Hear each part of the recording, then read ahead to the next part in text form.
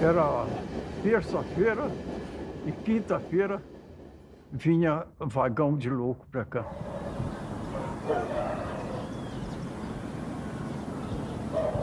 Não tinha nada diferente. Só no vagão de louco escrito vagão para louco, né? Tinha assim nas tábuas lá de fora assim escrito. Quer dizer que aquilo ali não tinha, passageiro não podia ir lá, né? Eu trabalhei numa estação chamada Aureliano Mourão. Lá, coitado deles lá, chegava às 7 da manhã e saía às 7 da noite, nessa estação. Então os coitados sofriam. Tinha uns que choravam. Outros pegavam marmita de comida. Nós tínhamos um restaurante que fornecia boia para eles, para qualquer um lá. Às vezes comia era com a mão, outras vezes comia de um modo muito esquisito, igual porco ali, né? Poxa, assim, né? Eu já vi a polícia judiar com louco, essas coisas tudo assim, mas tinha policial também que era muito humano, muito humano. Eu vi policial, o dinheiro dele não dava para ele comprar pro louco, a boia dele ele deu pro louco, né? Ah, tem coitado que vinha para cá pro hospício aí, dava gosto você conversar com ele. Você conversava direitinho. Tinha outros que cantavam. Muita gente falava que tinha música, nem louco era. Diz que às vezes bebiam as coisas lá, faziam umas besteiras. A política ou algum enguiço empurrava ele como louco. As autoridades, né? Daqui é que ia pro hospício. Bom, o que eu pensava era o seguinte, eles iam sofrer, mas era um recurso. Eu acho que é uma missão muito difícil. Quem cuida de um louco. Tinha 5.000 pacientes quando eu entrei aqui, na época. Toda quarta-feira, chegava um ônibus entupido de paciente, vomitando, tendo diarreia, urinado, do Hospital Raul Soares. Porque a polícia militar, a polícia de rua lá de Belo Horizonte, eu não sei qual tipo de polícia, pegava todas as pessoas que estavam perambulando na rodoviária por lá e enfiava dentro do Raul Soares. Raul Soares tocava pra gente aqui, sem nome, sem nada. E aqui tem muito paciente que os hospitais mandavam, porque era fácil. O diretor era médico, todos tinham hospital com a fonte de renda excelente, né? Excelente mesmo, porque doido não tinha coisa melhor para dar dinheiro. E colocava, mandava quem estava dando trabalho para cá. Aqui era depósito, sempre foi depósito, sempre. A minha mãe, quando entrou aqui, ela veio através de político. A política de Barbacena, chegava perto do político, eu quero trabalhar no Colônia. Eles davam uma carta, entregavam para o diretor fazia uma análise e no outro dia estava trabalhando. Não tinha que ter profissão, não precisava saber ler, nem escrever, basta saber distribuir alimentação, lavar os corredores, dar banho nos pacientes, entendeu? Distribuir a medicação. As medicações eram um comprimido rosa e um azul. Era Ordol e Fernigam, parece, o Diazepam. Uns nomes assim. Simplesmente explicaram para ela. Você faz a ronda. Se tiver gritando, batendo, você dá os dois juntos. Se tiver cantando, te importunando, dá o rosa, sabe? Então era conhecida a medicação na época, para esse pessoal da colônia, era pela cor.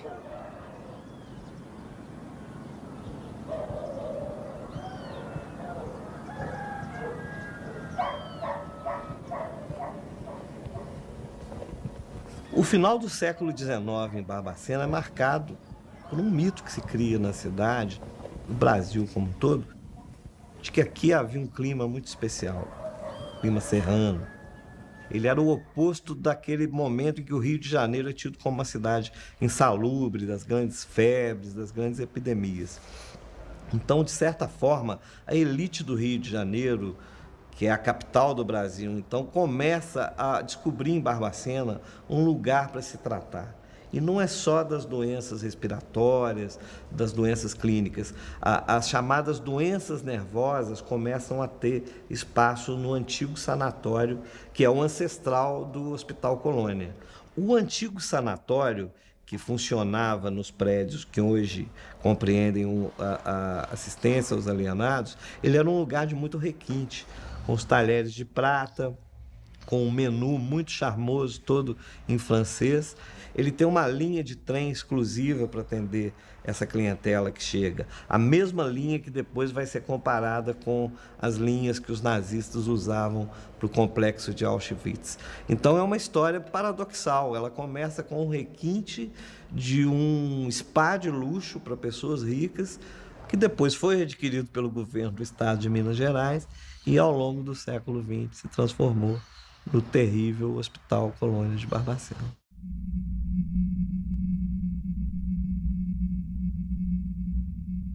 Quando eu tive acesso às fotos feitas dentro desse hospital em 1961 pelo Luiz Alfredo, eu fiquei tão impactada que eu não vi nenhuma daquelas fotos no hospital. Todas aquelas imagens me remetiam a um campo de concentração.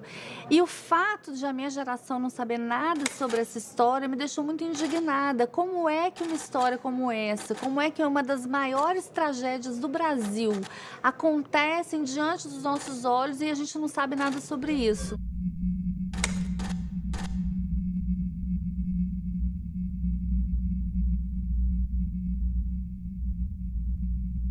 Eu descobri que o Brasil desconhecia uma das suas piores tragédias.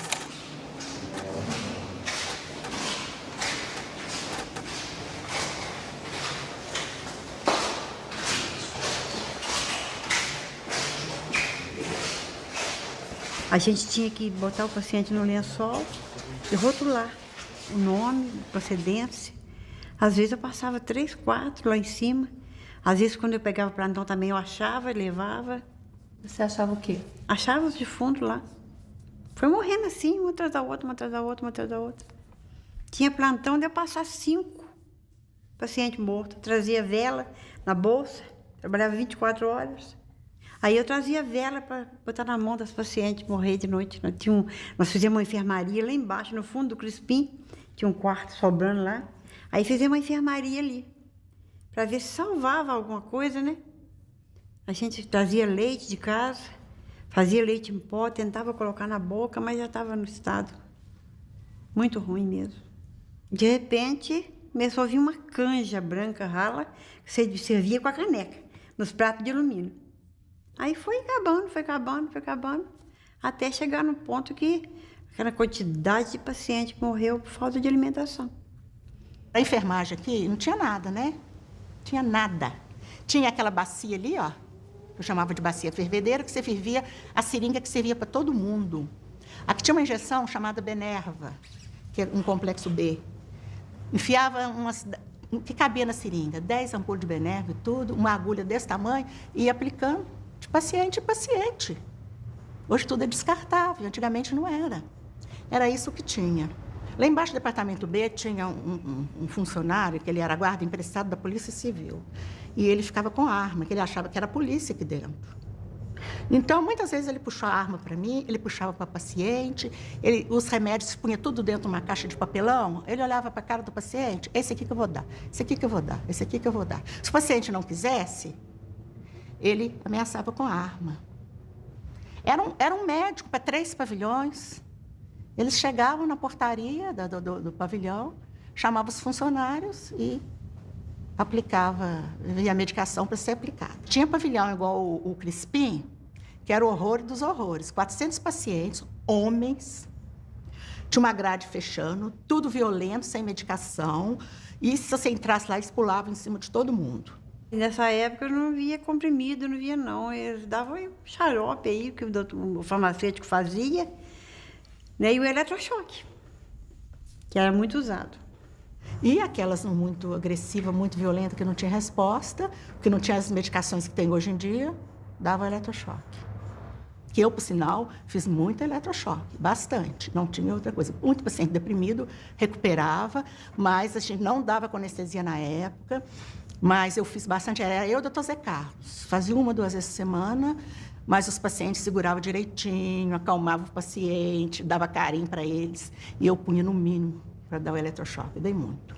E a gente punha assim na cama mais de 40 pacientes, sabe? Eu ficava com tristeza porque eles viam, um via o outro tendo as coisas, né? Mas a gente mandava eles fazer uma oração, conversava com eles e tudo. Eu costumava pôr de 5 em 5. O médico vinha, passava as voltagens. Aí era um aparelho quadrado assim, com dois negocinhos de pôr aqui na testa, aqui, na fonte, né? Aí você ligava o aparelho lá na parede, lá na eletricidade, aí ele já passava a voltagem, já do tanto que o médico mandou. Aí você tinha que ter uma vasilhinha com um pouquinho de água de sal, pra você passar, para o eletrochoque pegar. Então ele dava aquela crise forte, assim, sabe? A gente punha um pano na boca, assim, já tinha as buchinhas, já ficava pronta ali, esperando. Já estava tudo pronto. Você botava a buchinha na boca para não morder a língua e segurava, 2, 3 pessoas segurando, porque ela debatia muito. Eu tinha pavor. Mas você aplicava eletrochoque? E eu não aplicava, eu ajudava, né? Segurava, né? Bom, era por finalidade terapêutica, né? Mas, de repente, aparecia, às vezes, um imprevisto, né? O paciente, às vezes, né, fazia umas travessuras, né? E, às vezes, tomava eletrochoque.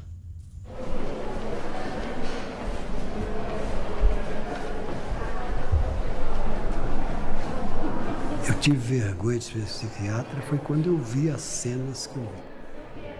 Foi a vergonha de ser gente, foi de ser psiquiatra só. De ver o que é possível fazer com o outro.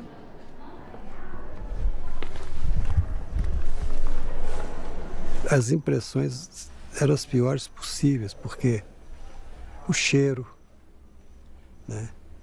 A pobreza, o som que não existia, a fala que não existia.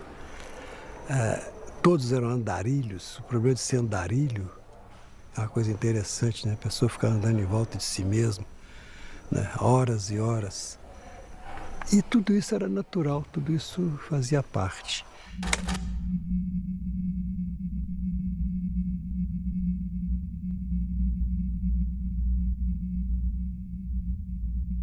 Uma das coisas mais impressionantes dessa história é a situação dos meninos de Oliveira, exatamente porque eles tinham, ao contrário dos pacientes do Hospital Colônia, eles tinham algum tipo de deficiência física ou mental.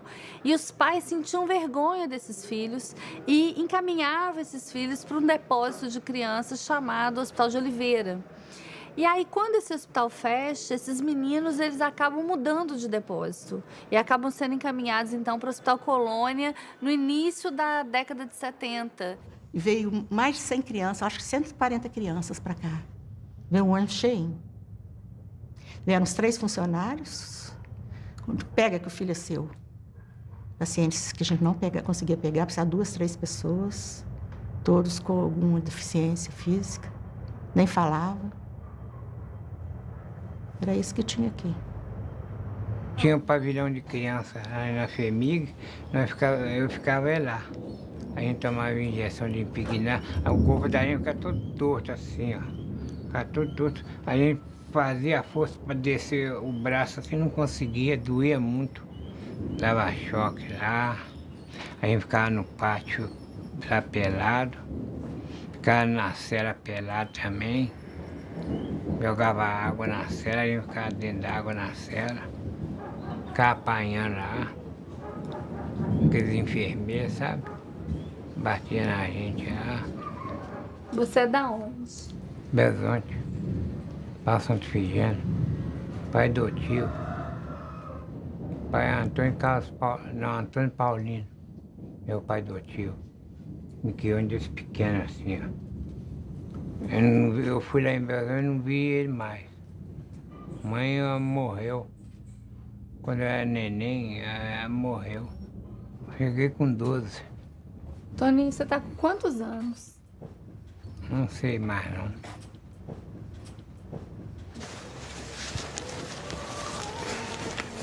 Porque minha mãe até na idade de 5 anos.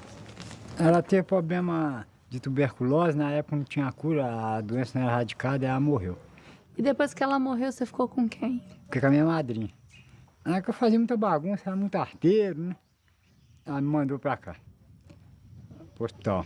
Mas eu ajudava a segurar aquele pessoal que ia tomar choque. Às vezes o choque passava pra gente, sabe? Na hora que botava na cabeça e ligava, aí naquele estalo, aí a pessoa assustava, conforme for a intensidade do choque, passava pra gente. É uma fase meio triste contar isso, sabe? O senhor é da onde? Eu sou Bezonte. Eu vim de criança. Mas agora o que tem? Eu fui treinar lá na FEMIG, mas eu tomei injeção de entortar e eu belei morrer. Foi à toa, eles meteram a vara na vente, batiram na vente lá, meteram a vara na vente. Lá pus ele na cela também, lá tinha cela, pus ele na cela, pelado, sem roupa, sem nada. E fazia esse casente à toa. Eu não fazia nem arte nem nada. Eu fazia faxina todo dia. Era obrigado a fazer faxina lá. Não fizeram, ele me ticou na gente lá. Xingava a gente. Meu pai não internou eu lá. Meu pai não internou eu lá. Ninguém veio me visitar, nem aqui nem lá. Ninguém. Eu tô com saudade do meu pai até hoje.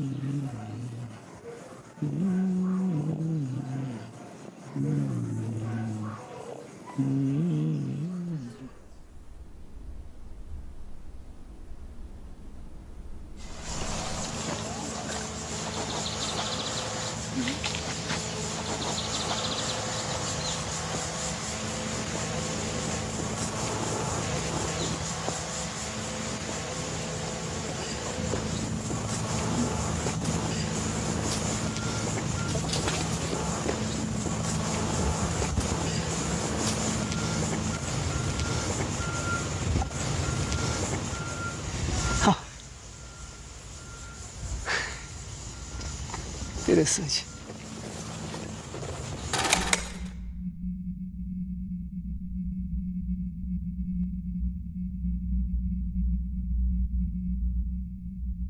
Eu estou sentindo que eu estou todo arrepiado. Talvez seja alguma coisa que não depende da opção consciente, né? Mas deveria ser alguma portaria. Eu não tenho memória mais. É 35 anos, né? Essas coisas, elas têm uma memória muito... elas estão guardadas num espaço muito escondido na mente da gente, entende? Elas têm uma relação muito com dor, com sensibilidade. Eu fiquei aqui por volta de 4 horas com um grupo de médicos. Aqui, né? Aqui não é das crianças, será? Talvez fosse a coisa das crianças, mas não tinha essa cerca. Aquilo ali também, deixa eu ver. E como que as crianças estavam? Elas estavam, a criança normalmente é mais, elas ficavam quietinhas, né? Não movimentavam. Tem até uma foto de uma que está bem na posição fetal que eu fiz, né? Uma foto que eu fiz por cima. É uma situação de defesa que eu achava, né? A única maneira de se defender da situação que estava era de apertar o corpo, as mãos. Tinha um menininho também, que esse foi muito forte também. Eu não lembro onde que foi que eu fiz a foto, que ele... Eu lembro que a hora que eu cheguei perto, ele levantou o bracinho e falou assim: moço, o senhor quer ser meu pai? Esse foi forte. Pôs a mãozinha assim, chorou. E a foto é uma das fotos que sensibiliza muitas pessoas quando vê. O choro dele, procurando um pai naquele lugar ali, né?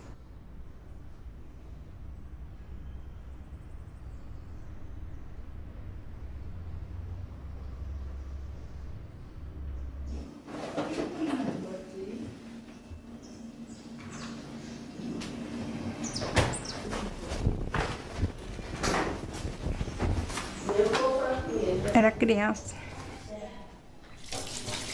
Minha família internou eu, criança, assim, na Oliveira. Eu dei alguma crise, assim, não tinha remédio para levar no médico, aí me internou. Injeção, tinha aquela injeção grossa, desse tamanho assim, dava aquela injeção grossa na gente, de pregnar, choque já vi os outros tomar, e paciente morrendo, tadinha, sim. E nós já passou fome também, isso já falo verdade, quem fala verdade merece castigo. Nós ia lá no mato para pegar capim de lixo, cheio de formiga, para botar num colchão. O colchão era assim, era um colchão assim, de pano. A mãe mandava fazer, remendar assim, e botar na cama para a gente dormir. Os bichos tudo mordendo a gente, a formiga mordendo a gente. Ninguém apareceu. Mas eu tinha saudade da minha família, eu já sonhei com a minha família, já sonhei com minha mãe, assim, que eu ia na rua assim, mãe, me dá um copo d'água. Aí ela falou assim, não, filha, entra dentro de casa, assim, não, mãe, quer só um copo d'água. Aí ela me dá um copo d'água. Tem vezes que eu fico triste no meu quarto, saudade. Não é o que eu fazer, não posso fazer nada. Não fiz nada com minha família, não fiz nada. Eu não posso nem falar mais nada desse negócio, senão eu fico triste da minha família. É como se a memória deles, afetiva, tivesse parado no momento do abandono. Eles tivesse sido congelada ali, no momento do abandono, quando os pais deixam eles ali e nunca mais voltam. Quando os sobreviventes puderam falar, é impressionante o impacto que isso teve dentro do Brasil, quantas pessoas se sentiram envergonhadas pelo tratamento que durante décadas e décadas foi oferecido para pessoas consideradas indesejáveis sociais, a forma indigna que o Estado brasileiro e que a sociedade brasileira trata e tratou essas pessoas, é uma herança que nos envergonha.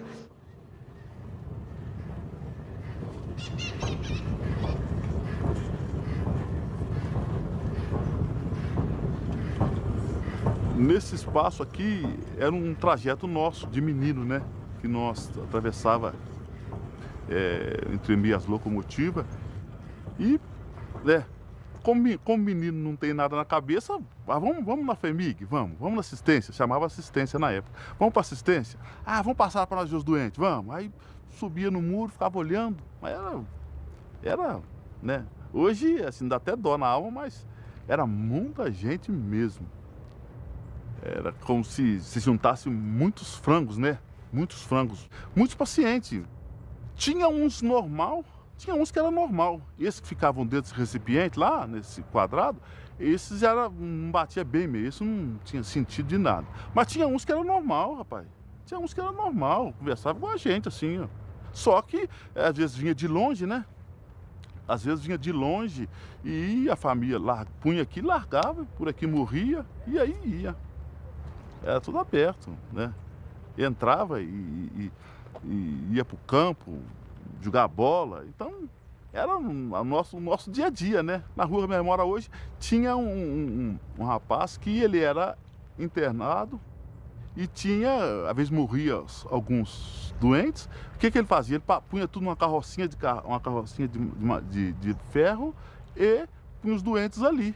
Às vezes ele passava na rua da minha casa, então nós pedíamos para ver, abre aí para nós ver aqui os defuntos. Aí abria, nós víamos os defuntos, fechava, né? E ele subia com aqueles defuntos e tal. E tinha dia que nós corria atrás também da carrocinha e nós ia até no cemitério para ver ele jogar os defuntos. Fazia um buraco grande, jogava 5, 6, 7, pronto, acabou. Sem caixão, sem nada. Não tinha nós de caixão, não. Entendeu? Então, para nós era comum, né? É igual hoje, você vê carro na rua e ficar admirado. E hoje é um dos cemitérios que só que está desativado.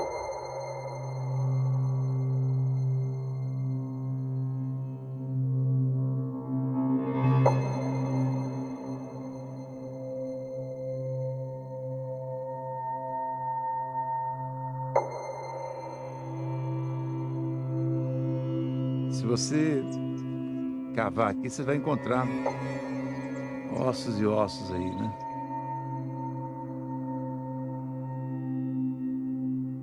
O cemitério era uma cultura de que as pessoas não poderiam ser sepultadas junto dos chamados normais, né? Os suicidas, assim como os negros e também os loucos tinham que ter um local para sepultamento.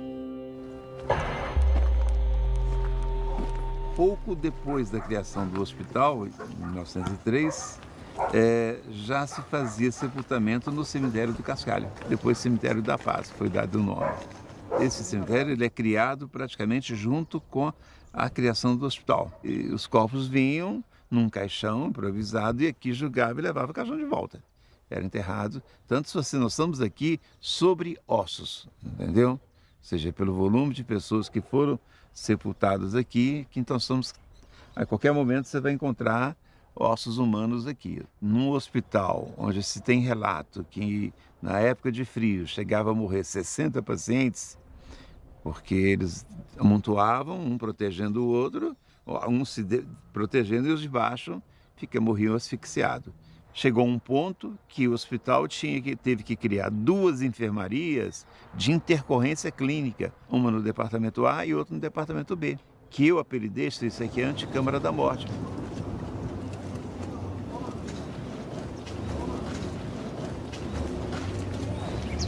Aí eu ainda, diretor, chego os moradores, os vizinhos começavam a queixar do cheiro, ou seja, então percebemos que a terra já não estava absorvendo a quantidade de mortos, então nós resolvemos encerrar o contrato e não mais permitir o sepultamento de pessoas aqui nessa instituição. É muito estranho você imaginar um hospital que já tinha acoplado a ele um cemitério, porque a expectativa do hospital não era curar, era levar essa vida até onde fosse possível para finalmente sepultá-la. No primeiro momento do hospital, as coisas funcionaram de uma forma diferente. Ele cumpriu o papel baseado na medicina francesa, pelo menos até a década de 30. É onde eu sempre afirmo que a partir do Estado Novo, o regime forte, né, as coisas começam a complicar dentro da instituição. A família, quando internava, ela não queria saber, né? Tem história, né, de famílias que internavam e mudavam de endereço ou de cidade para não receber ou não ter comunicado dos pacientes. Então morria, você não tinha como, às vezes, comunicar com a família e quando comunicava, a família não tinha condições de vir buscar o corpo. Muitas vezes era cedido às faculdades.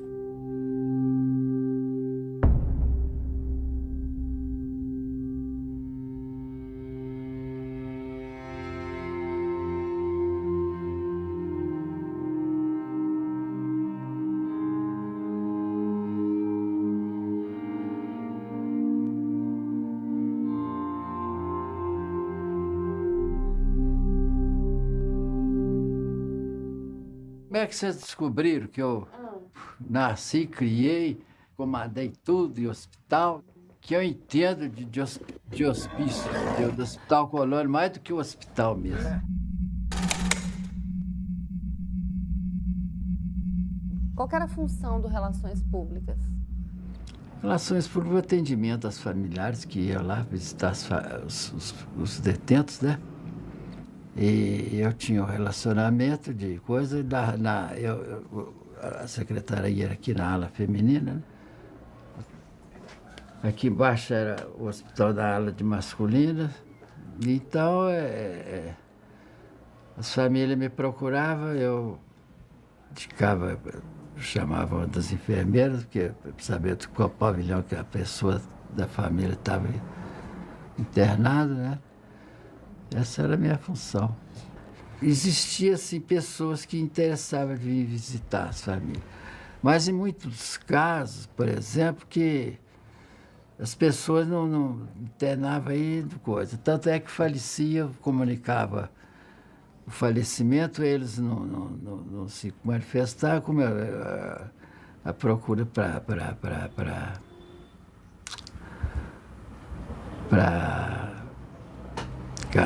essas faculdades era enorme, né? Então eu atendia as faculdades que precisava, né? Então morria, a gente trazia cá para cima. Pegava com cobertor, 4, eu e mais 3 pacientes, no cobertor, que nem uma maca a gente não tinha, não. Aí punha lá em cima, arrumadinho lá os corpos, lá, tudo assim no chão, assim, com procedência, com tudo. Olha, os pacientes estavam mortos lá já, esperando eles virem buscar. Aí chegava, né? Às vezes não tinha condução própria para vir buscar. Levava daquele jeito mesmo. A gente ouvia cair daquela caçamba igual pedra, assim, lá. Era eles jogando lá. Depois tampava com uma lona e ia embora, né? Ninguém. Eu tinha um relacionamento de comunicar com os familiares, né? Quando eles não se manifestavam interesse de vir buscar o cadáver, qualquer coisa, né? Quando tinha o cadáver disponível, a gente cedia para essa faculdade. E esses cadáveres, eles eram cedidos ou eram vendidos? Não, era cedidos, não era vendidos, não. A gente viu documentos, inclusive livros de registro, que tem o preço de cada peça anatômica. Preço? O senhor sabe alguma coisa sobre isso? Não, isso aí eu não sei, não. Como é que isso aí não estou ciente disso, não. Eu só recebia a ordem do diretor eu passava para o Clarindo, que é o preparador, e a minha secretária fazia nada de dinheiro.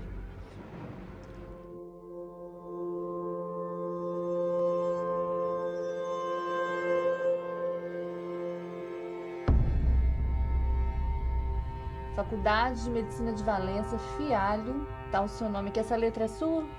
Essa aqui é. Essa é a letra do senhor? É.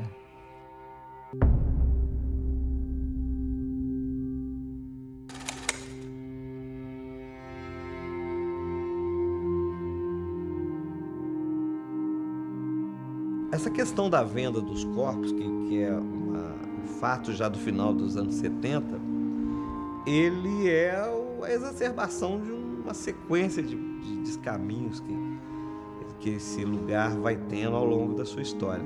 Quanto menos hospital ele fica, e mais prisão, e mais reclusão, e mais depósito de gente, mais margem para essas coisas que hoje a gente percebe como absurdas se dá para acontecer.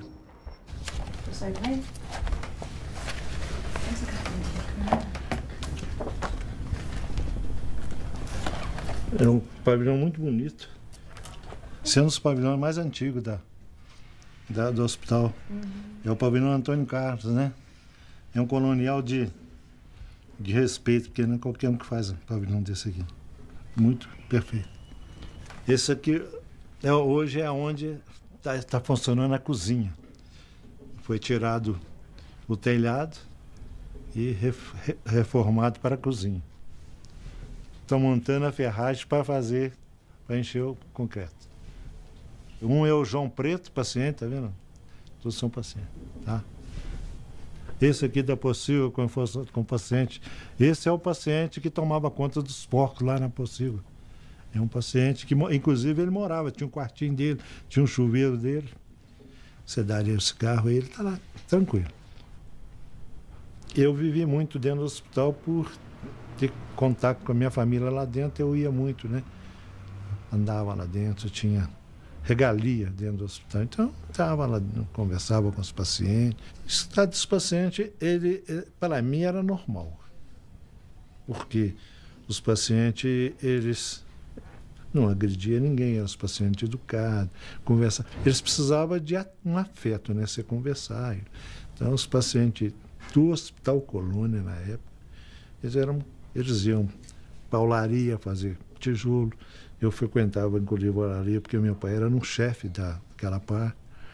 Eles tinham uns que até dormia à noite, né? Porque tem que refazer o fogo no forno, né? Que esse forno para queimar o tijolo. Então, eles é que olhavam os pacientes. Do tempo que eu vivia lá dentro, lá tinha 280, 300 pacientes. Era 2 funcionários que trabalhavam a noite inteira olhando eles. Quer dizer, não era uma coisa do outro mundo, não. O paciente pegava um cobertor e ia arrancar capim para fazer os colchões para eles dormir. Eles mesmos faziam o colchão deles, costuravam, davam os pontos. Entendeu? Que o paciente, como diz o doutor Fortino para mim, o paciente psiquiatra, ele precisa fumo de cigarro e comida.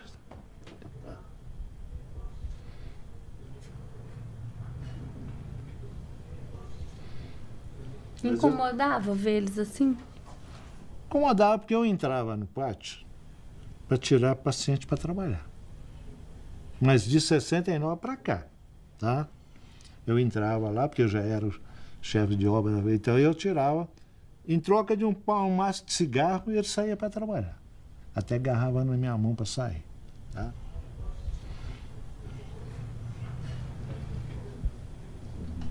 Os pacientes da colônia, os homens que era bom, saía para prestar serviço ao município, sabe?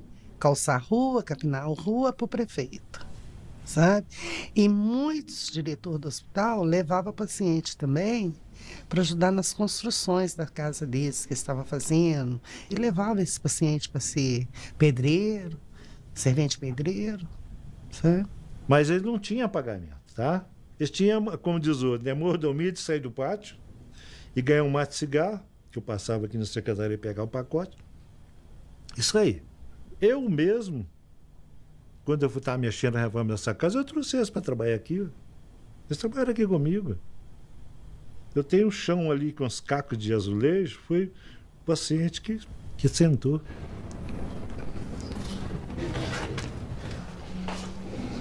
Tudo isso aí, a agilidade dele, é um paciente psiquiatra, né? Isso aí é o carinho que você tem com ele, ele faz coisas que você nem acredita. Porque o paciente, minha filha, é igualzinho. Deus me perdoe falar isso. É um cachorro manso, muito bom. Ele atende igualzinho. Vem cá, faz isso pra mim. Sim. Não te cobra nada. Dá R$1 aí, você pode chegar lá na colônia, não sei se vocês chegaram lá. O paciente fala, não, R$1. Agora hoje não é mais um, não, porque acho que não está tendo, é 2 que está pedindo. Tá R$2 aí.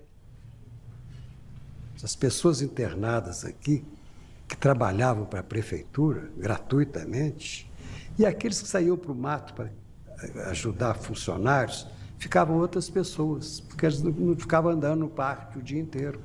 Por invés de contratar pessoas, usava os coitados para fazer esse trabalho. Não eram remunerados. Também é crime.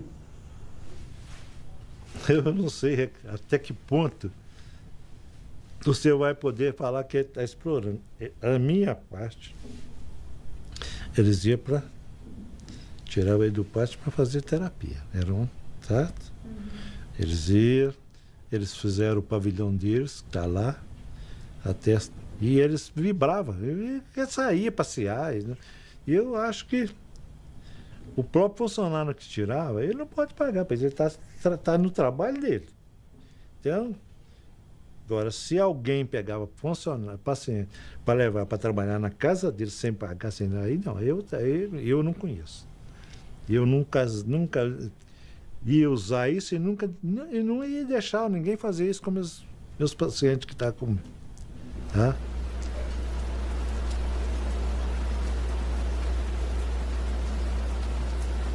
Cada pavilhão tinha uma irmã que cuidava. Que era assim, elas punham as pacientes para fora 4 horas da manhã, para limpar a casa. O negócio era manter a casa limpa. Aí as pacientes iam para o pátio, naquela friagem toda, sabe?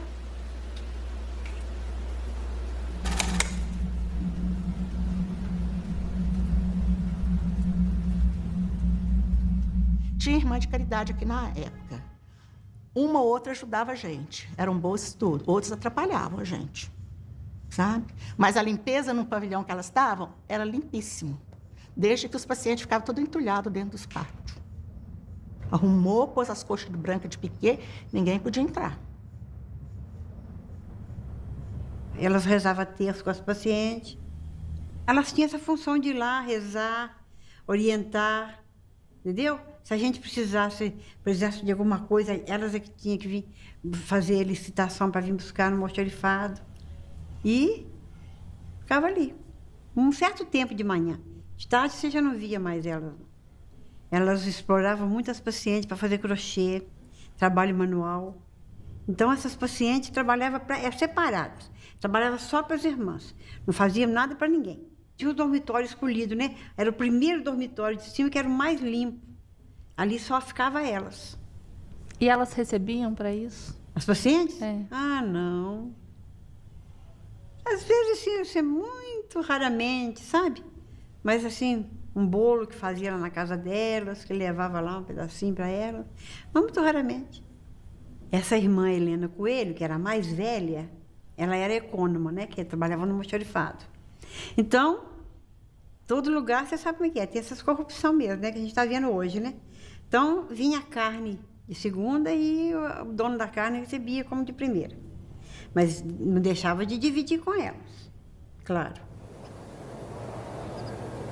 Um dos principais trabalhos do repórter, quando ele vai contar uma história, principalmente uma história tão trágica como essa, é identificar as responsabilidades. E a primeira coisa que eu quis fazer quando eu entrei dentro do hospital e quando eu comecei a ouvir os sobreviventes, que pela primeira vez foram procurados, que pela primeira vez ganharam voz, eu queria que alguém me dissesse de quem era a culpa. E eu fiz essa pergunta centenas de vezes para centenas de pessoas que eu ouvi. E eu não conseguia chegar a uma conclusão, isso me incomodava muito. Até que um dia, uma das entrevistadas, uma das personagens do livro me disse assim: a culpa é coletiva, ela é de todos nós, é de toda a sociedade, porque todo mundo participou disso. Que essa resposta, ela é uma resposta que importante, porque não dá para, em nome da justiça, a gente cometer a injustiça de falar de um só nome. Foram 8 décadas de violação de direitos, 8 décadas de maus tratos, de tortura, de fome, de frio, 8 décadas em que passaram por lá milhares de pessoas. A cidade de Barbacena convivia com essa tragédia. Os funcionários conviveram com isso, as famílias deixaram seus parentes lá.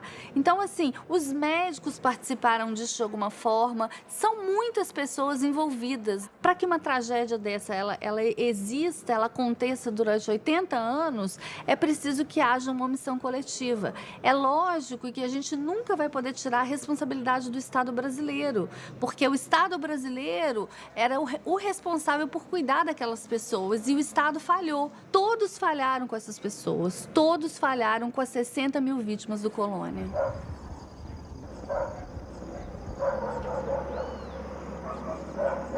Minha lembrança da minha infância foi na FEBEM. Aí de lá eu fui para o patronato, que é a zona rural de Barbacena. Lá eram freiras. E lá no patronato que eu passei a minha infância. Lá eu tinha um amigo, Chiquinho. O pai dele, todo domingo, no ônibus de 11h30, chegava lá para visitar o Chiquinho. O pai dele era lavrador. Então, se eu vejo o pai dele chegando todo domingo e meu pai e minha mãe não chegar, por que eu sou diferente dele? Porque ele mexia muito comigo.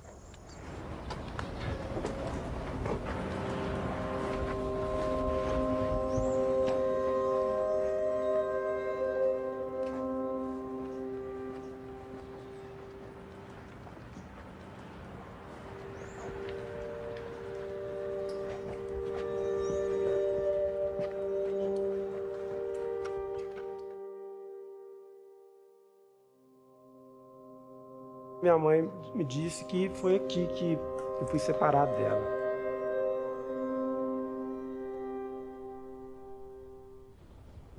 Assim que eu ganhei o João Bosco foi pro berçário e eu vim também pro berçário. Cuidar das crianças, cuidar do João Bosco. Cheguei lá no domingo, tava na hora do almoço da irmã. Aí, daí a pouco ela chegou. Os meninos maiores daqui foram tudo lá pro Pinheiro Grosso. Aí eu virei e falei, mas o João Bosco também foi? Ela falou, foi. Eu virei e falei, não podia ter mandado o menino para lá sem autorização. Aí eu até com ela. Você não tem direito de falar assim comigo, que eu não podia mandar o menino para lá sem sua autorização, porque quem manda no menino sou eu. Ela tá muito alterada comigo. Vamos dar um choque nela. Aí pegou por aqui, ó. Aí veio 2 guardas. Aí me arrastaram. Me arrastaram para a sala de choque. Aí me deu um choque. A irmã me deu um choque. A irmã Tereza. Aí ela virou e falou comigo assim, aqui, você não volta aqui mais não, porque se você voltar aqui, outra vez, se você voltar aqui, eu vou te pôr no pátio. Aí nunca mais tive contato com ele. Eu saí da FEBEM, não tinha para onde ir, não tinha como me manter, não tinha dinheiro para me manter. Eu morei no quartel, pelo menos até o ano de 99, ou seja, 12 anos eu morei no quartel. Eu não tinha Natal, Ano Novo, isso eu não tive, porque eu não tive a família para eu poder passar com eles. Quando a minha mãe morreu, espalhou todo mundo. Aí foi que eu saí para começar a trabalhar, né? Eu tinha 10 já para 11 anos, né? Foi gente que me levou para vir para trabalhar lá, em Virginópolis, na casa desse senhor. Ele era advogado. Que você vê ele com o meu patrão, eu na casa dele, empregada, uma criança. Quer dizer, ele foi na maior brutalidade comigo, né? Nunca eu pensaria na minha vida que ele tivesse coragem de fazer isso comigo. Ele, um advogado, eu, uma simples empregadinha doméstica. Ele tinha 53 anos já, o homem. Eu tinha idade para ser meu pai. Ele era assim baixo, mas era fortão. Aí foi que ele me agarrou. Aí a menstruação sumiu, né? O corpo começou a crescer, né? Aí, olha, tava de 3 meses já. 3 meses. Depois que aconteceu, o que ele fez? Aonde ele me pôs? Aonde ele me levou? O negócio já estava tramado, né? Vim para aqui para ficar bater dentro de um hospital de doente mental, uma coisa que eu nem nunca tinha visto na minha vida. Eu pensei que o dia que eu entrei lá, eu pensei que eu ia sair de lá, que eu não ia ficar lá.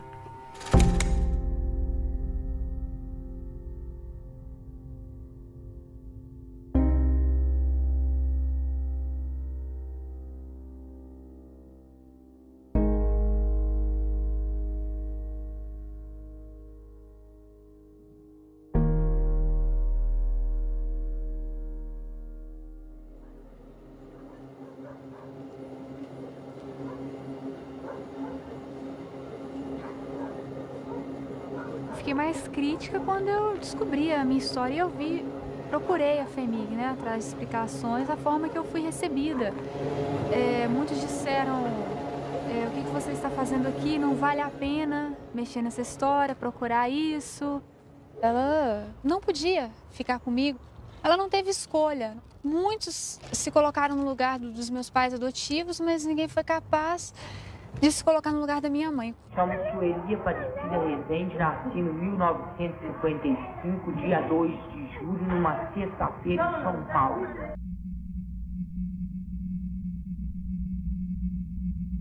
Elas saíam, né? Era muito paciente, ninguém dava conta de olhar, né? Aí tinha paciente que engravidava, quando não chegava outros de fora grávida, né? Elas saíam, encontravam, arrumava namorado aí. Agora tinha paciente que relacionava com outro paciente. Não tem uns pacientes que casaram com outras pacientes? Então tinha paciente que Relacionava com outro. Tinham filho, elas não queriam, não, elas davam mesmo. Não queriam nem saber. Tinha umas que não queriam dar, mas não podia ficar aqui. Porque tinha uma irmã de caridade de Belo Horizonte que levava os filhos nascidos daqui para FEBEM, de Belo Horizonte. Eu achava isso uma agressão. Tirava os filhos e levava. Agora, as funcionárias, muitas pegaram. Tem muita funcionária que pegou criança aqui, criou e deixava as pessoas verem. A Sueli era o terror de todo mundo, né? Muito difícil, agredia todo mundo. Ela passou por vários lugares. O último lugar que ela ficou foi lá nos modos residenciais, que lá era de paciente tranquilo e tudo. E ela adaptou melhor lá. Mas teve uma filha, né, que foi pega por uma funcionária aqui. E nesse inteirinho teve muitos problemas. Entre a mãe que adotou, entre a Sueli, entre essa menina que nasceu. Eu lembro, assim, que foi a mais problemática. Ela sofreu que queria a filha dela, né? E a moça que pegou, ela não trazia, não levava a Sueli, porque não tinha condição. Não trazia muito aqui, não. Diferente de mim e de outras pessoas, né? Eu descobri, por acaso, uma contradição da minha mãe, né? Começou por aí, que eu questionando sobre a gravidez, como que eu tinha nascido, ela disse que foi parto normal. E eu lembrei que anos atrás ela havia falado que era uma cesárea. Que mãe que se engana sobre isso? E descobri que eu não era filha dela, que eu tinha sido adotada e que minha mãe se chamava Sueli e estava no hospital. E depois eu conversei com a funcionária também assustada, e ela confirmou que ela tinha falecido mesmo e que isso tinha ocorrido há 1 ano. Estamos todas de azulão, lavando o pátio de pé no chão. Lá vem a boia do pessoal, arroz cru e feijão sem sal. E mais atrás vem o macarrão, parece cola de colar balão. E mais atrás vem a sobremesa, banana podre em cima da mesa. E mais atrás vem as funcionárias, que são as putas mais ordinárias.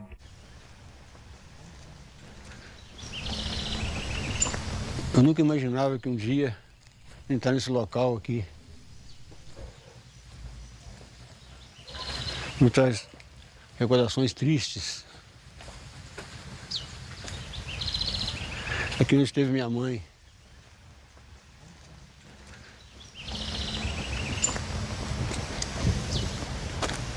Foi seu pai que mandou ela pra cá? Não sei se foi, não. Eu não posso garantir porque eu era pequenininho, não tinha condições de saber. Eu não posso falar uma coisa que eu não sei. Ontem eu estava lendo o livro, né, antes de vir pra cá. Daí o Bernardo, meu filho de 8 anos, chegou. Aí, meu pai. Daí eu mostrei, filho, aqui, ó, essa aqui é sua bisavó. Mostrei a foto, né? Ele falou, pai, como é que ela fez para participar disso? Não, filho, ela não participou disso. Ela esteve lá e viu uma foto de uma cela, né? Pai, por que ela estava lá? Eu falei, diziam que ela era louca. Né? Daí eu falei, uai, mas eles prendiam os loucos? Por que eles prendiam, filho? Porque ele pensava diferente, via um mundo diferente. Né? Você entendeu? Eu falei, não, nem eu, filho, nem eu.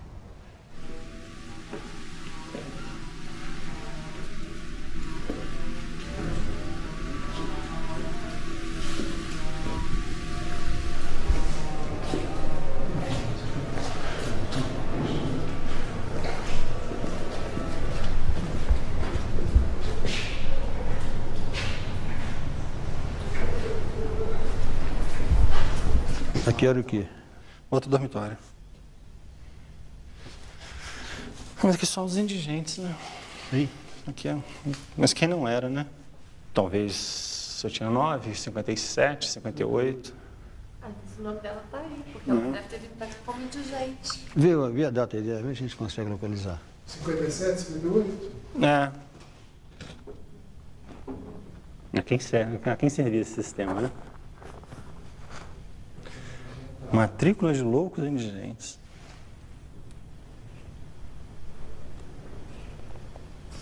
Preta, preta, branca, parda, preta. Não dá pra achar, não tem que ser com mais calma. É muita gente, né?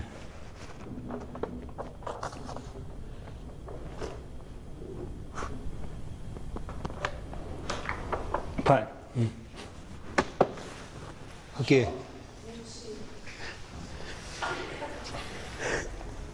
Não, minha mãe. Entrou em julho de 56. Casada, tá vendo? Tá vendo? É casada. E meu pai dela com indigente, tá vendo?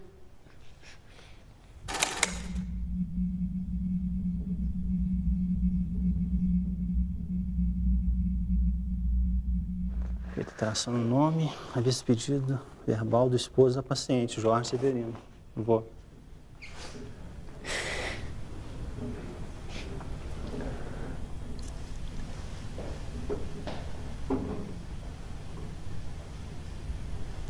Onde é que fica aqui? O que o cara fez aqui? Quem trouxe ela pra cá? Oi? Quem trouxe ela pra cá? Deixa eu ver. Aqui.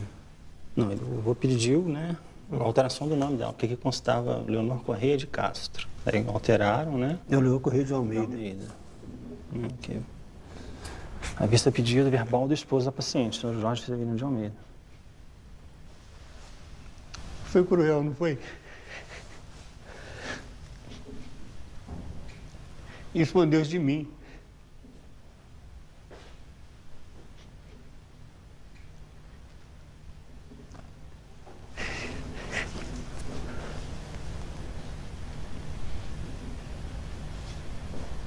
É.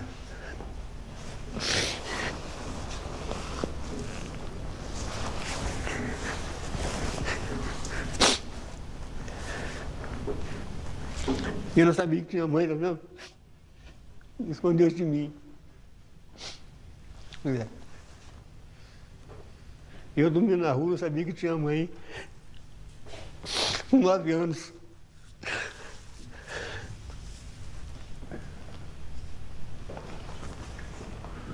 É.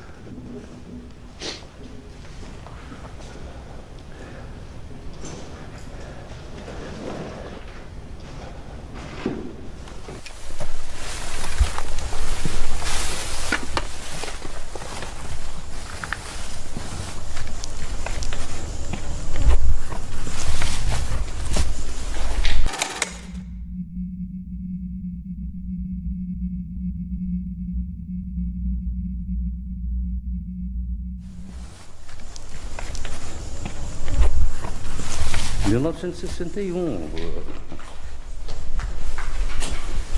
são quantos anos? 55? É como se as pessoas tivessem desaparecido, nascido no mato. E foram 6 horas, eu queria ter ficado 6 dias. Mas eu acho que eu não conseguiria produzir muito mais do que isso. Se havia coisas piores, eu não sei. É como se fosse um pesadelo que eu tivesse vivido aquelas 6 horas. A emoção, a ficha caiu no dia seguinte, ali era só profissionalismo.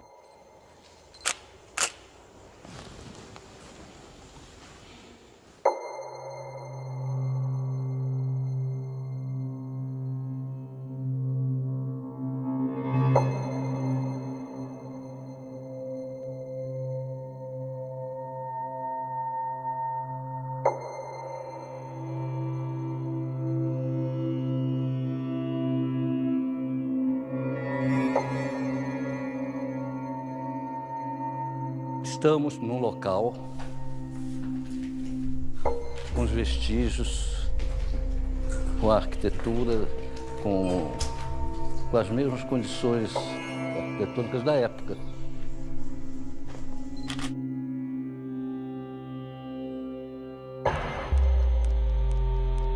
Aqui, ó.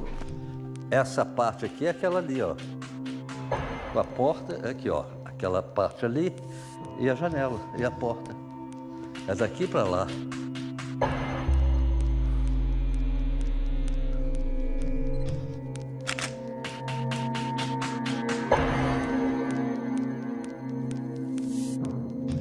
Realmente fizemos uma foto ainda no local quase que intacto. Só esse envelhecimento faz parte da história, né? Chegamos no local. É dos últimos. Quando terminar isso aqui, não restará mais evidência física nenhuma da época que nós estivemos aqui.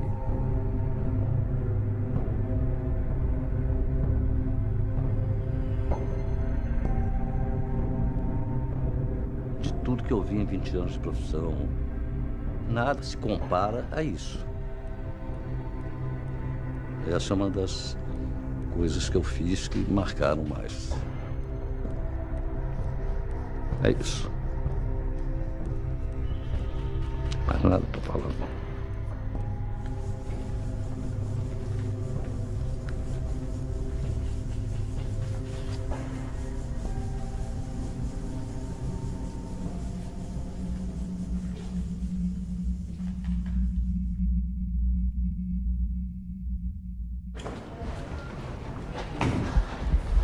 Aqui tem uma mesa boa.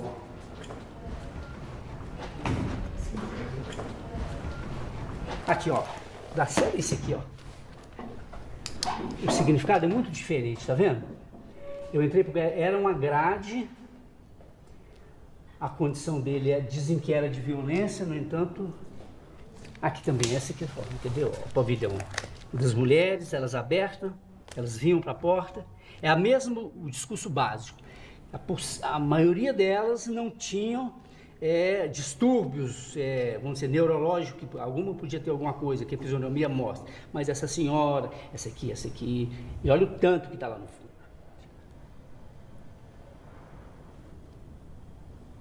Aqui já é degradação total, né? Essa aqui é a foto que eu falo, que esse momento aqui para mim foi crucial. Essas pessoas num abandono total, né?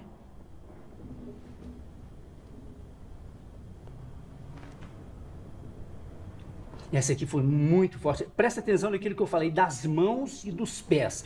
A perda da mobilidade, do contato com o chão ou com o outro, que a mão perde a mobilidade, o pé vira um negócio. Aqui, olha. Olha para você ver. As mãos têm que ser recolhidas porque não tem com o que fazer o contato, né? Aqui a do afeto, da troca de carinho, as mãozinhas delas aqui.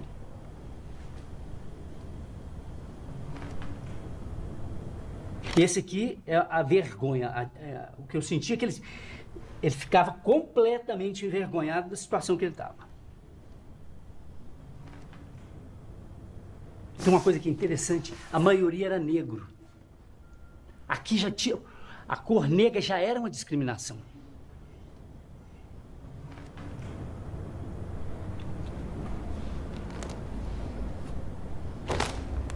Aqui, olha. A pessoa que eu falo que perdeu tudo. Isso aqui é sol, abandono, apodreceu. É como se ela tivesse me cobrando, faz alguma coisa, mas o que se podia fazer? E olha isso aqui também, ó. Ao rosto de pavor do menino aqui. Olhando para lugar nenhum. Você pode imaginar você no lugar, como filho, como criança, sem uma resposta. A boneca está aqui, mas a boneca está algemada.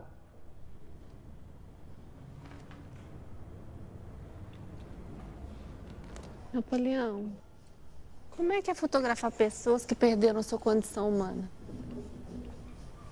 Como é fotografar pessoas que perderam a condição humana, né? Isso é um negócio...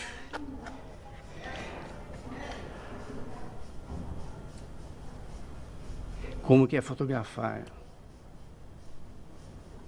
Tem umas perguntas que são feitas, que para mim nos chama de koan. São perguntas para exatamente quebrar a sua lógica cartesiana para entender. A resposta dessa pergunta é a não pergunta. Você tem que chegar nisso, entende? Como que é isso? A resposta, ela não pode ser lógica. Então, como é que é fotografar um ser humano sem condição humana? Você tem que conviver com isso para ter essa experiência, entendeu? Que muitas vezes a resposta a um negócio desse é quase que um silêncio de respeito para essas pessoas que não tiveram um retorno para a vida, né? Essa desumanização que foi institucionalizada naquela época, né? esse número de 60 mil pessoas que tiveram a morte antecipada numa instituição e por uma ciência que se propõe a fazer elas ficarem vivas, né? Propõe elas melhorarem. Isso é uma coisa muito séria, né? Eu não sei a âmbito da condição do ser humano que isso pode significar. Isso é a palavra que você falou é uma tragédia. Alguma coisa que era para fazê-las estarem numa situação melhor destruiu essas pessoas, né?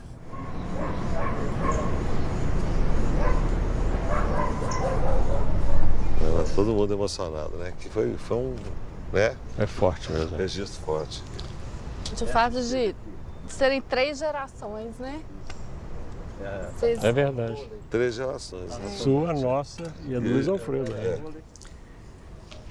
Mas gravei Dona Conceição aqui, ó, pois é. Gravei a Dona Conceição aqui com a turma toda, né? Todas se juntaram aqui na porta, assim, né? Foi aquele chique. grupo fechado, assim. E ela de porta-voz. Nesse pavilhão não tem médico. É preciso de um médico. Mas aqui para esse pavilhão porque não tem. E como é que foi, assim, quando vocês chegaram a primeira vez, assim? O que vocês viram? Qual foi o impacto que vocês tiveram?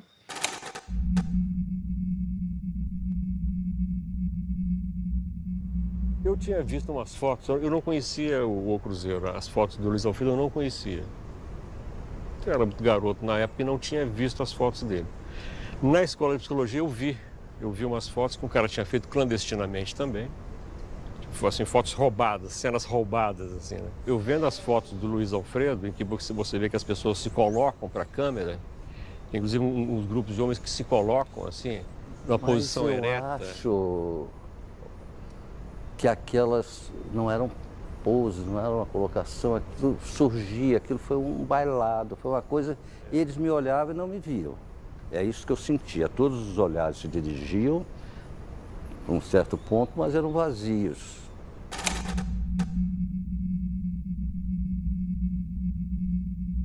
Você veio pra cá, né, com a cara e com a coragem, né, velho? Sem recurso, como é que foi? 5 pessoas, equipe de 5 pessoas. Quando a gente veio aqui naquela visita que viemos juntos, né? Você, eu, Simone, aquela turma. Quando eu voltei para lá que percebi que tinha abertura para fazer o filme, né? Em 5 dias eu montei a equipe e falei, não pode perder, né? Essa porta fecha.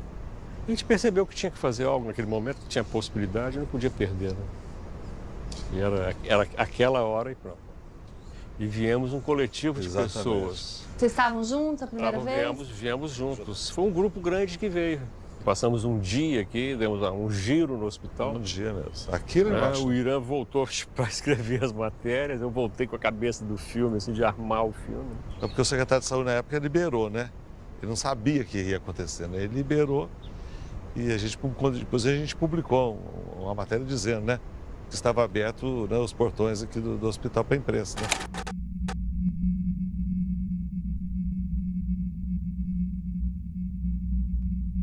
Nada se aproximava do que a gente viu aqui ao vivo, os pátios, a quantidade de pessoas, os pátios cheios, sabe? O pavilhão das mulheres, dos homens, das crônicas. Se tem uma coisa que para mim ficou guardado para sempre, quer dizer, e não está no filme porque o filme não tem, é cheiro. Quer dizer, um cheiro permanente aqui que eu acho que é dor, é sofrimento. Acho que o sofrimento tem um cheiro. Então esses cheiros, quando eu vejo o filme, assim, às vezes o que mais me lembra é o cheiro. Eu acho que é uma dimensão que você só tem quando você está dentro dela. A maior parte das lembranças era no pátio das mulheres.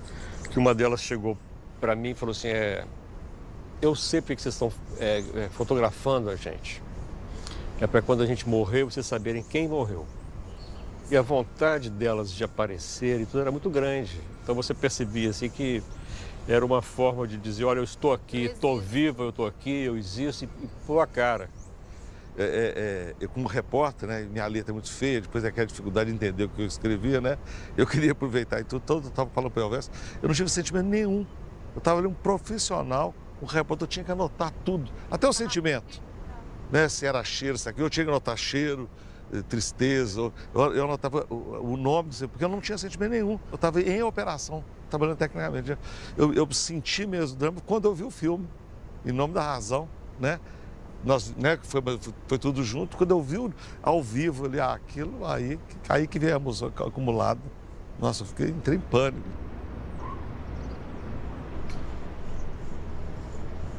Agora, o que eu senti, assim, aí relembrando agora, assim, o meu sentimento era de que a gente estava cometendo aqui dentro uma transgressão.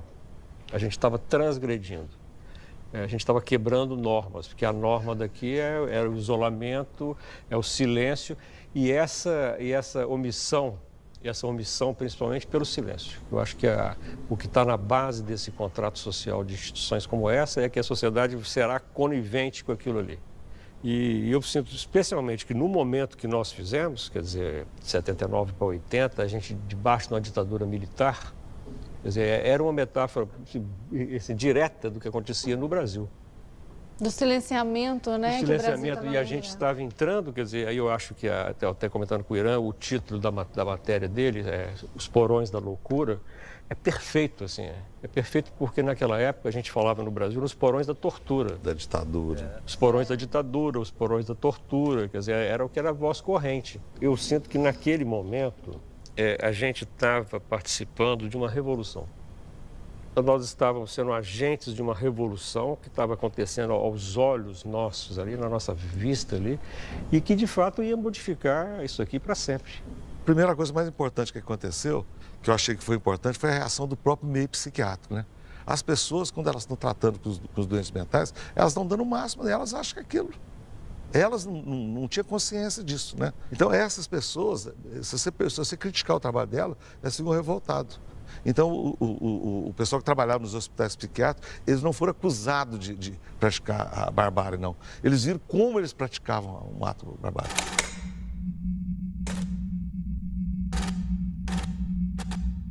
Eles se identificaram, né? Então, o que aconteceu? No primeiro momento, eles ficaram revoltados. Eu recebi muita crítica, metendo pau no meu trabalho, metendo pau não sei o quê. E depois eles viram o tamanho da atrocidade que eles estavam envolvidos. Isso que fez o que aconteceu, a revolta psiquiátrica, que partiu deles mesmos. E eles ficaram revoltados. Eu acho que a gente ajudou a proporcionar esse cenário. Eu estou me sentindo aliviado de não ver ninguém aqui, né? Essa ausência deles aqui, essa é a mudança, né?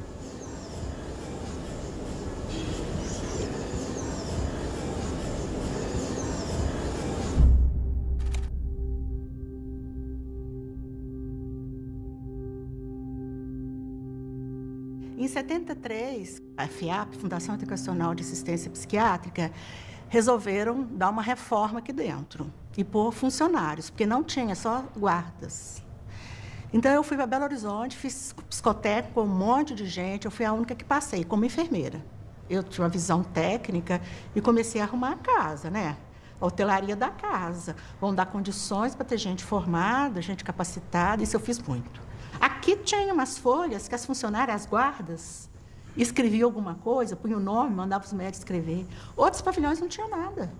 E a gente começou a fazer as papeletas. Tinha algum papel escrito por médico que as próprias guardas aqui pediam para fazer. Então, nós conseguimos tirar retrato, com muita dificuldade, porque elas não queriam tirar, né? Elas não estão acostumadas com pessoas de fora. Mas a gente conseguiu fazer as papeletas e fomos fazendo no hospital todo. Eu comecei dando um curso básico de enfermagens, sem ter nada, né? Um certificado e nada. E era em peso, vinha todo mundo. Depois, muitos funcionários foram fazer a sua formação profissional, saíram auxiliar, e o curso técnico nós abrimos, as 5 primeiras técnicas da cidade de Barbacena vieram para cá. Nós somos contratados como acadêmicos para dar plantão dentro da instituição, porque o hospital não tinha plantonista. Tinha 2.000 pacientes aqui, mas não tinha um médico de plantão. Aí nós somos os primeiros plantonistas do hospital. Aí surge a presença de Basálea, a visita de Basálea.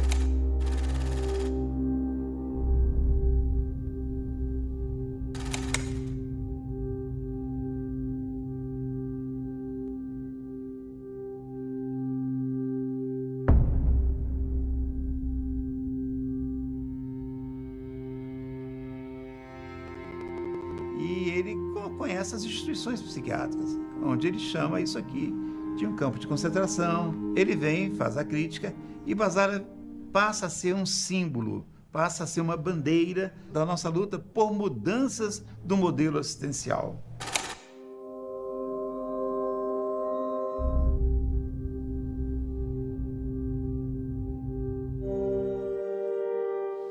reforma psiquiátrica, fundamentalmente, é uma mudança de modelo. Há um modelo que é centralizado no grande hospital psiquiátrico.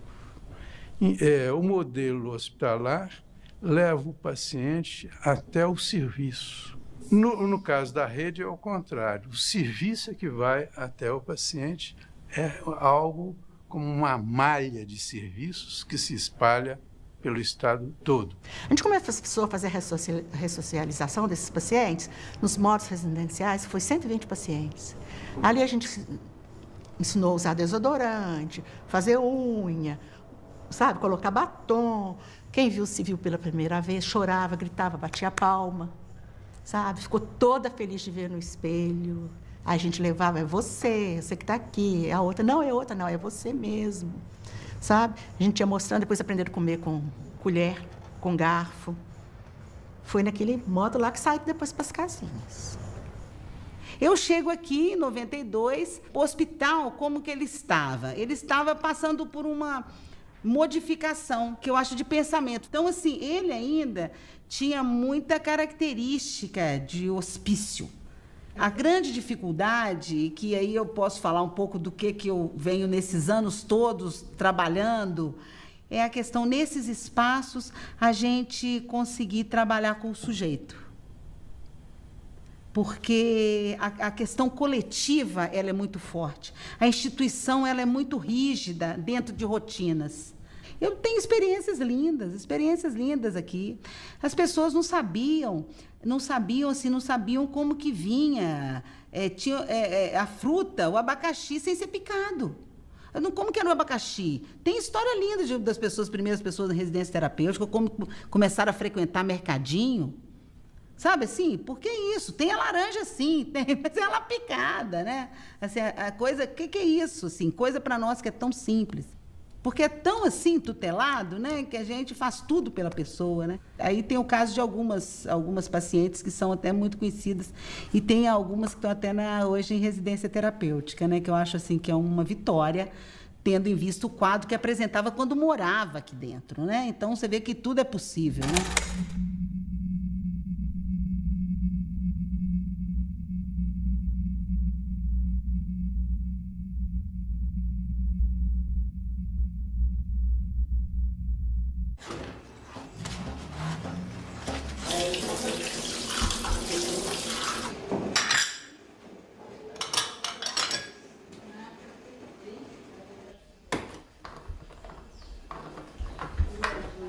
Eu já viajei um dia de avião. Parece que eu estava entrando dentro de casa. Você não teve medo, não? Não, aí eu falei assim, eu quero ficar na janela. Aí eu fiquei na janela para ver o movimento. Ele fazia... Buh. Aí ia subindo lá pro céu, parece que ia lá pro céu, lá. Aí ele falou, aí depois ele me chamou, né? Chama a menina aqui para mim, a Elzinha, para tirar o retrato com ela. Aí eu fiquei junto com ele lá, dirigindo o avião, tiraram o retrato lá comigo. Aí depois eu sentei lá, lá de novo, aí fiquei lá vendo o avião subindo. Entrava na nuvem, tudo depois que estava na nuvem, depois ele falava assim, daqui a um minuto vai chegando. Aí depois, baixando devagarzinho, aí baixava. Aí todo gente de fora que ia tudo, aí a gente descia. Eu gostei mais do avião e do piloto. Ai, ai.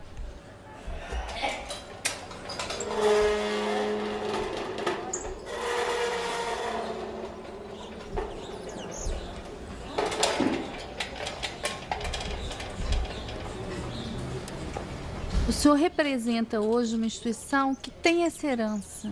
O senhor acha que nós podemos falar em culpa do Estado ou em dívida histórica que o Estado tem com essas pessoas? Com os remanescentes, certamente, né? O Estado, na medida que, mesmo que, e é bom que seja feito esse registro, o Estado ele agiu, né, em consonância, em sintonia com os conceitos, com a instituição da psiquiatria, com a medicina, com o sanitarismo. Não agiu contra os preceitos sanitários, contra o ordenamento da instituição médica, nem do judiciário da época. Então, ele foi um instrumento, digamos, passivo. Então, é do Estado, mas é de nós todos. Eu acho que esse reparo tem que fazer. Tem que avançar, até porque a política do Estado é desinstitucionalização. Né? Já tem muitos anos que a gente está trabalhando nessa lógica, né? Conseguimos fechar vários hospícios nesse país, mas que não tem recuado na política de saúde mental. Na política nacional de saúde mental, a gente não tem visto recuo, assim. Ninguém fala em abrir leito, né? A integração, a escola inclusiva, o tratamento ambulatorial, o apoio familiar, o foco deve ser esse. Né? E isso alcança tudo, alcança a educação, alcança a assistência social e alcança a medicina. Mudou muito nesse sentido, que hoje realmente as pessoas têm um tratamento com dignidade. A vida hoje é digna aqui. Eu costumo dizer que se nós ainda tivéssemos a mesma realidade, nós estaríamos hoje com milhares e milhares e milhares, porque ainda permanece a tensão na sociedade. Eu posso me ver livre dessa pessoa. Aquela comunidade pode expulsar aquela pessoa do seu convívio. Aquela família pode se desincumbir. Aquela pessoa, ela de alguma maneira incomoda, eu mando para Barbacena. Quer dizer, isso, eu acho que essa é a raiz, né? É a noção, é a ideia de que é possível uma instituição que segrega as pessoas. A sociedade ainda tem muito de higienista. E o discurso da periculosidade, ele dá suporte a esse higienismo. Né? Eles usam a agressividade para cometer violência. Nós enfrentamos hoje um problema grave, que é a da judicialização e das internações por ordens judiciais, sobretudo, e na sua imensa maioria, para pacientes usuários de drogas, os dependentes químicos. Quer dizer, por essa via, você pode ressuscitar, não uma situação como essa, mas no fundo, uma certa destituição da humanidade de alguns pacientes. A gente tem que estar sempre lutando para que essas coisas não se reproduzam, não nesta intensidade. Não nessa intensidade, porque isso aqui realmente eu acho que nós avançamos. Acho que a sociedade não tolerará jamais milhares de pessoas nessa condição. A vigilância, ela tem que ser permanente.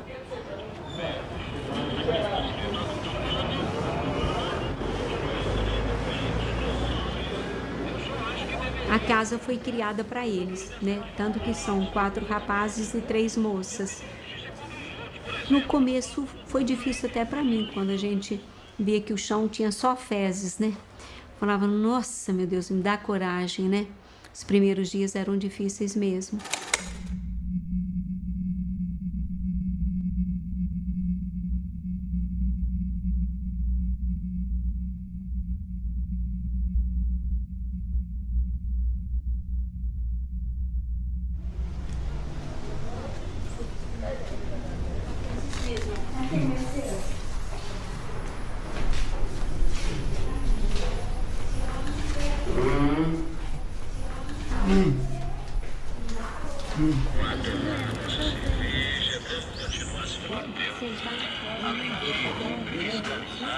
Dá para entender essa linguagem que não é uma linguagem verbal, mas que você vê no corpo, né?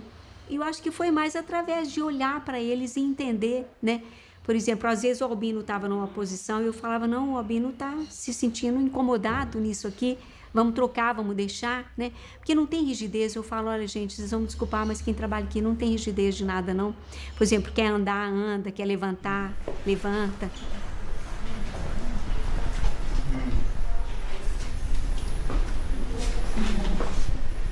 Quando conseguimos fazer a identidade de cada um, o CPF, cada um virou cidadão, se tornou gente perante a sociedade. Para nós eles já eram, mas estão registrados.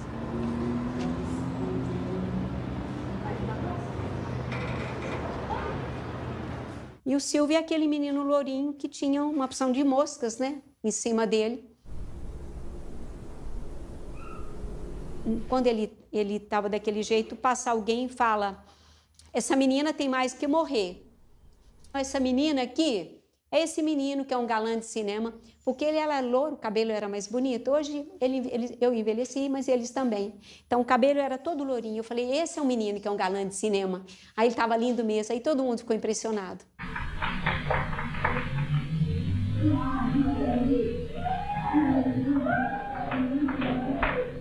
A Wanda Lúcia, né? A Wanda Lúcia está naquele filme do Elvésio Raton, quando ela era pequenininha, junto com o Silvinho.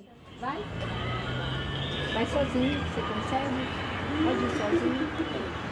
Eu acho que, na medida que incomoda, você mostra que existe uma outra possibilidade, que as pessoas conseguiram também sobreviver àquele terror, né? Conseguiram. E eu acho que tem que admitir que houve tudo isso mesmo, né? As pessoas poderiam não estar pensando em maldade, mas não sei, às vezes elas eram maldosas também, né? Porque o doente, ele não tinha voz, né? O que a gente entendeu mesmo o nosso, né? O nosso também não fala, mas a gente dá voz para eles.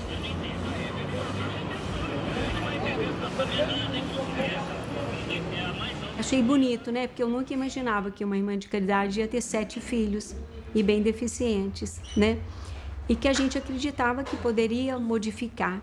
E para mim foi na minha vida de irmã de caridade religiosa, foi bonito demais eu poder ficar com a curatela deles, né? De vez em quando alguém batia aqui na porta, até o diretor do Raul: ô irmã, eu posso colocar o rapaz que está lá? Não, né? Infelizmente não. Eu não, porque a gente não fez para ficar aumentando as camas. Daquilo que eu falo, o dia que um for para o céu, essa cama vai ser tirada e o espaço vai ficar vazio, sim. Até que forem todos, né?